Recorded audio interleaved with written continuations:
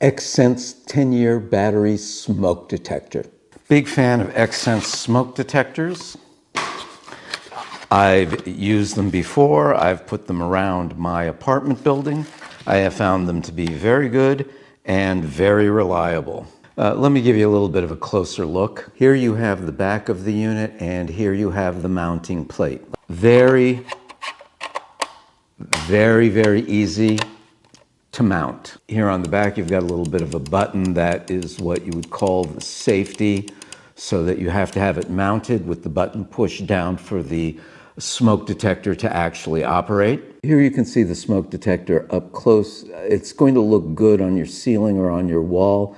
It is not going to look out of place. You are not going to be sorry from a decoration point of view. That'll get your attention. Let's try it again.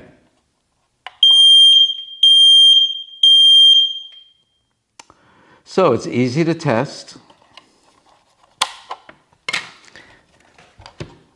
And again, until you get it installed and that little safety button down on the back, you can push that button all day long. You're not going to hear it. You actually have to put the thing together, and then if you want to test it or if it detects smoke, this is what you're going to hear. Xsense 10-year smoke detector.